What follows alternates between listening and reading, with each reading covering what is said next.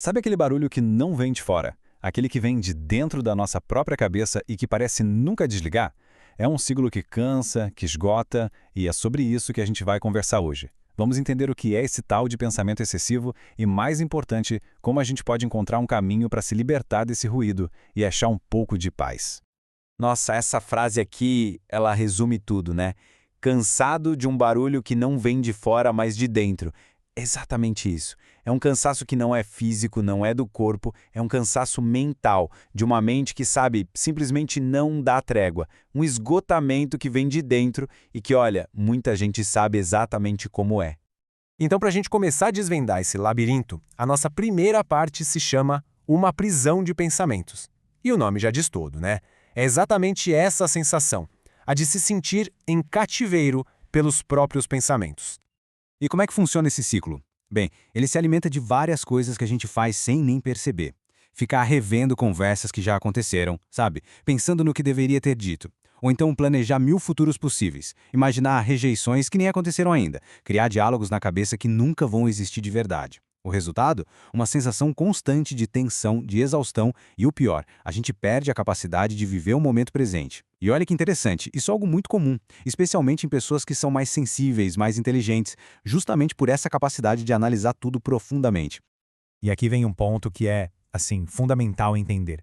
Pensar demais não é uma fraqueza, não é um defeito de caráter. É, na verdade, um hábito emocional. Pensa nisso. É como se fosse um caminho que o cérebro se acostumou a pegar sempre. E a boa notícia, a ótima notícia mesmo, é que todo hábito pode ser mudado. Com um pouco de consciência e prática, a gente pode ensinar novos caminhos para nossa mente. Ok, mas por que a gente faz isso? De onde vem essa necessidade de ficar analisando tudo o tempo todo sem parar?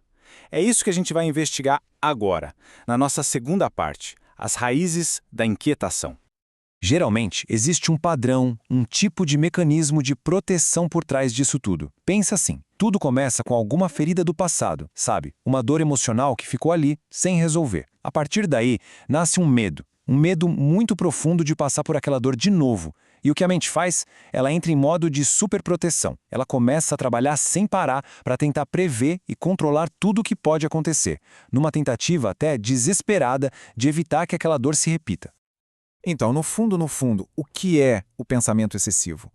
É uma forma de medo disfarçado. É o medo de cometer erros, o medo de ser julgado pelas outras pessoas, o medo de perder o controle das coisas. A nossa mente cria essa ilusão de que se a gente pensar em todas as possibilidades, a gente vai estar seguro. Mas na prática, o único resultado que a gente consegue com isso é o cansaço extremo. E isso nos leva para a nossa terceira parte, que é, de verdade, o ponto de virada de toda essa história. Se chama observador, não o pensamento. Presta atenção porque aqui pode estar a chave para se libertar disso. Olha que ideia poderosa essa aqui.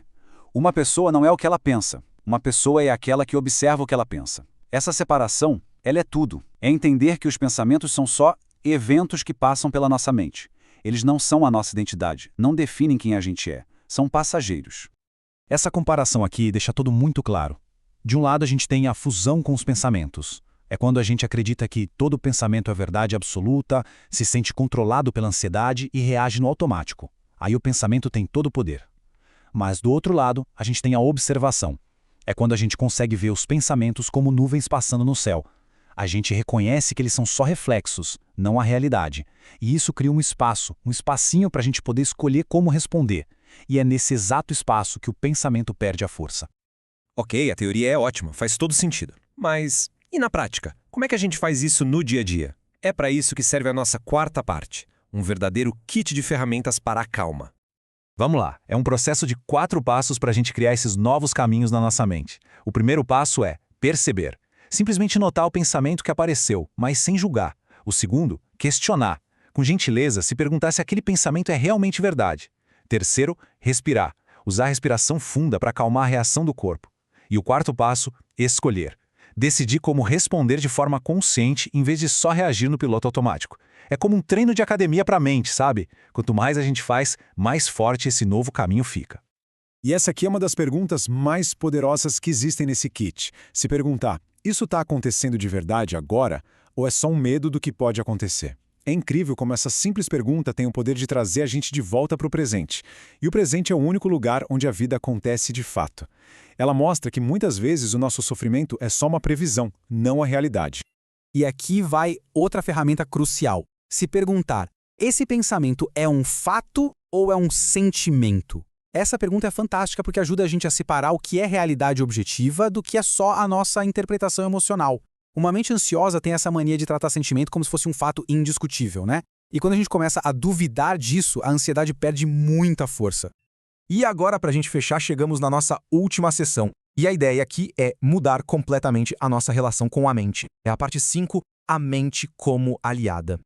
Olha que jeito bonito e, sabe, compassivo de enxergar isso. A mente não é a nossa inimiga. Pensa nela como uma guardiã.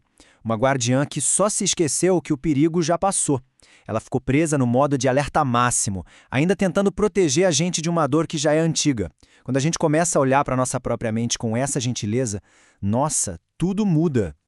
E essa metáfora da mente como um jardim é perfeita. Pensa bem, a gente tem o poder de escolher as sementes que vai plantar.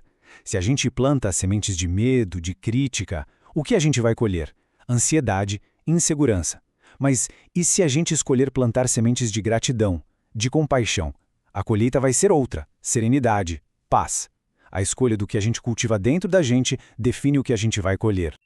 Então, no final das contas, o ponto-chave é esse. Uma pequena mudança no nosso diálogo interno, trocar aquela voz da crítica pela voz da compaixão, e isso pode mudar absolutamente tudo. Pode transformar nossa mente de uma fonte de dor para uma fonte de cura. A maneira como a gente fala com a gente mesmo, sabe? Essa vozinha interna, ela molda todo o nosso mundo emocional. E para a gente terminar, fica essa reflexão no ar, para a gente pensar. Os pensamentos que a gente cultiva, eles são uma ponte ou são uma cela? Uma ponte nos leva para frente, nos conecta com a vida. Já uma cela, bom, uma cela nos mantém presos, girando em círculos no mesmo lugar, reféns do medo. E a resposta que a gente dá para essa pergunta, ela não define só a nossa relação com a mente, não. Ela define a qualidade da nossa vida inteira.